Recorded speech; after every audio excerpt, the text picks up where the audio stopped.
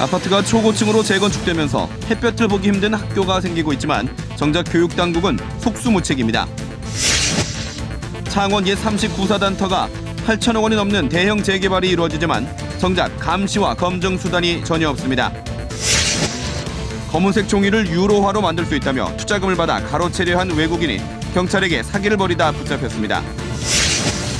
진주 혁신도시 이전 기관들이 저소득층에 김장김치와 연탄을 배달하는 등 연말을 맞아 이웃사랑에 나서고 있습니다.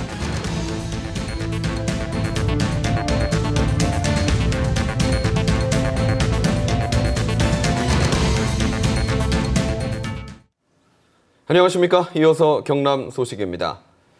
장애인 학생들이 공부하는 특수학교가 옆에 들어설 고층 아파트 때문에 햇빛을 보지 못할 처지에 놓였습니다.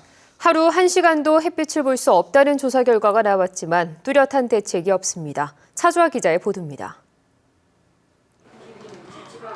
따뜻한 햇볕이 드는 한 교실. 자폐증이나 지체장애 학생 200여 명이 공부하는 천광학교입니다. 지금은 학교 곳곳에 햇볕이 내리쬐지만 앞으로는 하루에 연속해서 1시간도 햇빛을 보지 못할 수도 있습니다. 학교 바로 옆 3곳에 고층 아파트가 들어서기 때문입니다. 최악의 경우에는 학생들이 건강 상태가 매우 나빠지고 또 교육 활동을 제대로 할 수가 없다고 보아지며 한 전문 연구기관이 조사한 일조량 예측 보고서를 보면 아침 8시부터 학교 동쪽의 아파트 그림자가 운동장과 학교 건물 절반에 들이우더니 오후에는 남쪽의 아파트 그림자가 학교 대부분을 덮칩니다. 교육부 권고 기준인 하루 일조 시간 4시간이 안 되는 곳도 19곳 더 늘어납니다. 학부모들은 창원시가 학교 환경을 고려하지 않고 허가를 내주려 한다고 크게 반발합니다. 20년 정도 이 학교에서 생활을 해야 됩니다. 주변에 있는 고층 건물이 들어섬으로써 우리 아이들에게 교육권뿐만 아니라 건강권까지도 피해를. 창원시는 뒤늦게 자체 조사를 하겠다고 밝혔습니다. 전체적으로 봤을 때는 이제 다소 좀 미흡한 점이 없지 않아 있을 것 같아요. 학교 측의 학습권 보호라든지 이런 문제에 대해서 사전에 주변에 시뮬레이션을 충분히 해가지고. 아이들이 뛰놀아야 할 학교가 그늘에 묻히고 있지만 뚜렷한 대책은 마련되지 않고 있습니다. KBS 뉴스 차주아입니다.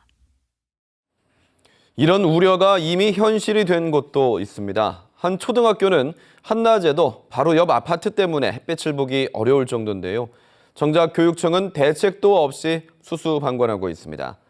이어서 손원혁 기자의 보도입니다. 한낮 창원의 한 초등학교입니다. 낮 12시인데도 운동장 절반이 그늘에 가렸습니다. 학교 앞에 들어선 26층 아파트가 해를 가린 겁니다.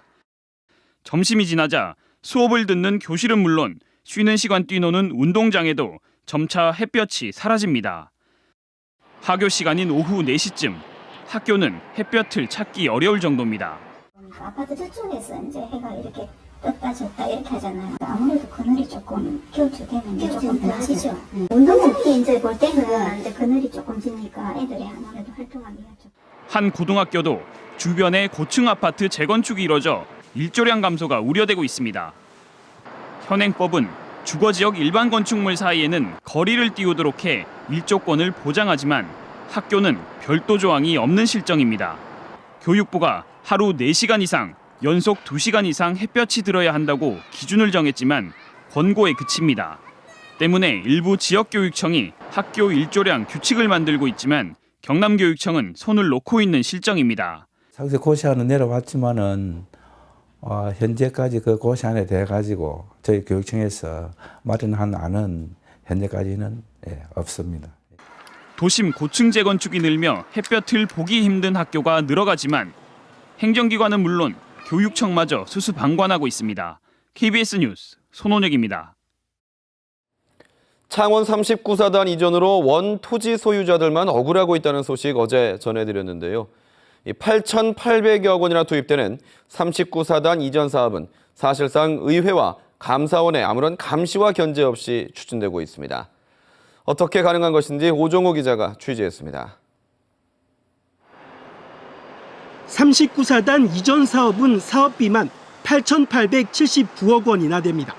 민자 사업자 유니시티가 39사단을 함안으로 이전해주면 창원시가 군에서 넘겨받은 땅 중에서 사업비만큼 땅을 내주는 방식입니다.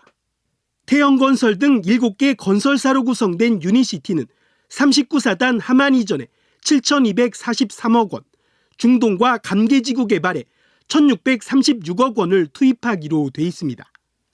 민자 사업자가 투입한 돈만큼 창원시는 시 소유 땅을 내줘야 해 철저한 검증은 꼭 필요합니다.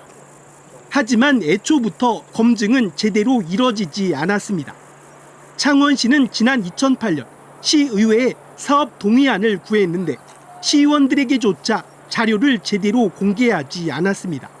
어떻게 개발할 것이냐, 그건 창원시가 용역한 용역 보고서조차도 상세하게 저희들한테는 군사 기밀이라는 저희들은 설명을 해주지를 않았습니다. 저희들 전혀 몰랐죠. 그 뒤 7년여 동안 창원시의회 변변한 보고조차 하지 않아 사업이 제대로 추진되는지 감시를 할 수 없었습니다. 또 창원시 자체 감사는 물론 상급기관인 경상남도와 감사원 감사도 단 한 차례도 받지 않았습니다. 아니 감사 대상이면 감사에 받는 거고 감사 대상이 아니면 안 받는 거잖아요. 창원 39사단터 이전 사업은 민간 사업자의 사업비가 부풀려져 정산될 경우 그만큼 창원시가 소유 땅을 더 내놓아야만 합니다. KBS 뉴스 오종우입니다. 진짜 돈으로 착각할 만큼 정교한 가짜 외국 돈을 만든다며 투자금을 받아 가로채려 한 외국인이 경찰에 붙잡혔습니다. 돈 많은 한국 사람을 범행 대상으로 찾았는데요. 하필 고른 대상이 경찰이었습니다. 박상현 기자가 보도합니다. 검은색 종이 다발을 기계에 넣습니다. 잠시 뒤 기계 반대편에서 $100 지폐가 쉴 새 없이 나옵니다. 외국인 44살 S모 씨는 달러화처럼 500유로 지폐로 만들 수 있는 검은색 종이 2만여 장 60만 유로, 우리 돈 7억 3천만 원어치가 있다며 투자자를 찾았습니다. 유로화로 바꾸는 데 필요한 특수약품 구입비 3,600만 원을 내면 절반을 주겠다고 유인한 겁니다. 모두 거짓이었습니다. 검은색 종이는 그냥 종이였고 특수약품이라는 것도 없었습니다. 투자금만 받아 가로채려 한 겁니다. It's one Pakistan man who hear about this business and come and see me and ask me if I know how to do. And I come for that opportunity. 투자자를 만난 S씨는 카드 바꿔치기 같은 속임수를 써서 검은색 종이가 500유로 지폐로 바뀌는 듯한 모습까지 보였습니다. 그러나 투자자는 다름 아닌 경남경찰 외사과 형사. 첩보를 입수한 경찰이 투자자로 위장해 만났던 겁니다. 대한민국이 잘 사는 나라, 돈 많은 나라라고 생각을 하고 입국을 해가지고 피해자를 찾았는데 막상 피해자를 이러한 범행 대상을 찾으려니 그 피해자가 찾기가 쉽지 않았을 겁니다. 경찰은 사기미수 혐의로 카메룬인 S모 씨를 구속하고 실제 피해가 있는지 조사하고 있습니다. KBS 뉴스 박상현입니다. 날씨가 추워지면서 우리 주변의 어려운 이웃들은 겨울나기가 걱정일 텐데요. 진주 혁신도시 이전 기관들이 지역과 상생 발전을 위해 이웃 돕기 활동에 나섰습니다. 보도에 황자락 기자입니다. 대규모 운동장이 거대한 김장터로 바뀌었습니다. 정성껏 준비한 절임 배추는 배춧잎마다 양념이 골고루 입혀지고 능숙한 손끝에서 먹음직스런 김장김치가 만들어집니다. 올해 진주로 이전한 한국토지주택공사 LH 직원과 자원봉사자 1,100여 명이 처음 준비한 대규모 김장 행사. 사용된 배추는 모두 2만 포기, 무게로 60톤에 달합니다.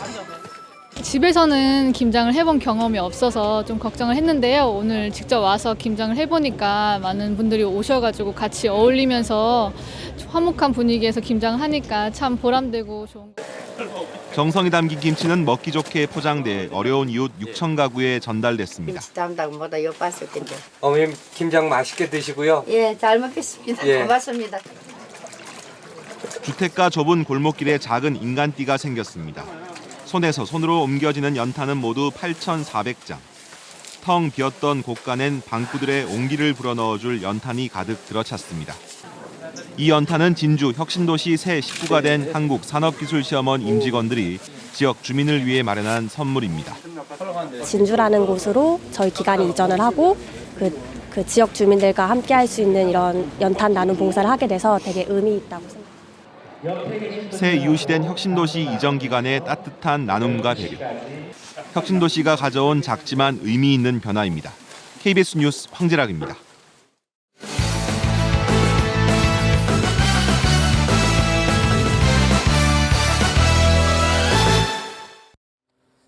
주요 단신입니다. 카지노가 포함된 복합 리조트 공모에 제안서를 제출한 전국 6곳 중 2곳만 공모 요건을 충족했습니다.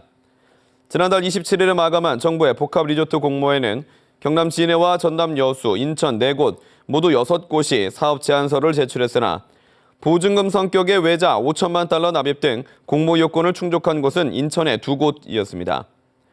경남을 포함한 나머지 4곳은 외국 기업의 투자 확약서, LOC를 제출하고 5천만 달러는 이달 중으로 납입한다는 단서를 달았습니다. 경남 상공회의소 협의회 회장단이 도지사 주민 소환 운동은 소모적인 논쟁이라며 중단을 촉구했습니다. 창원을 비롯한 경남 상공회의소 협의회 회장단은 오늘 공동명의로 발표한 성명에서 조선산업 위기 등으로 경남 경제가 위기를 맞고 있다며 이를 극복하기 위한 단합을 촉구했습니다. 경상남도와 도교육청이 타 시도의 사례를 검토해 학교 급식비 지원 범위 등을 협의하기로 했습니다. 경상남도와 경남교육청은 어제 학교 급식비 지원을 위한 2차 실무협의회를 열어 현행 법령과 규정 등을 기준으로 영남권 4개 시도와 타 시도의 급식비 지원 사례를 검토해 지원 기준과 범위, 양측의 분담 비율 등을 협의하기로 가닥을 잡았습니다. 경남교육청이 내년도 전기고등학교 원서 접수를 마감한 결과 외국어고는 경쟁률이 조금 하락한 반면 특성화고는 조금 올랐습니다. 자기주도 학습 전형으로 학생을 선발하는 외국어고는 김해외고가 2.03 대 1, 경남외고가 1.74 대 1로 각각 지난해 2.14 대 1과 1.77 대 1보다 소폭 하락했고 경남외술고는 0.98 대 1로 정원 미달이었습니다. 반면 특성화고는 평균 1.12 대 1로 지난해 1.07 대 1보다 소폭 상승했습니다. 함안 용성지구의 2019년 입주를 목표로 2,000가구의 미니복합타운이 조성됩니다. 경상남도는 함안군 칠서면 일대에 2,000가구 규모의 서민형 임대아파트를 건설하는 내용의 용성지구 미니복합타운 개발 계획을 승인했습니다. 용성지구 미니복합타운은 함안 지역 공단 근로자 3만여 명의 정주 여건 개선을 위해 지난 2012년 국토교통부 시범사업 대상지로 선정됐습니다. 유통업 상생협력과 소상공인 보호 조례 개정을 위한 토론회가 오늘 경남도의회에서 열렸습니다. 참석자들은 공정거래위원회가 롯데백화점의 마산 대우백화점 인수를 조건부 승인하는 등 상위법에만 의존할 수 없다며 지역에서 경제민주화를 이행하기 위한 조례 개정 필요성과 개정 방향에 대해 논의했습니다. 낙동강유역 환경청이 오늘부터 나흘 동안 KBS 창원방송 총국 로비에서 자원 재활용을 주제로 환경미술작품 전시회를 엽니다. 이번 전시회에서는 폐자원을 이용한 미술작품과 버려지는 제품의 새로운 디자인을 가미해 재탄생시킨 업사이클링 제품 등이 소개됐습니다. 경남 소식이었습니다.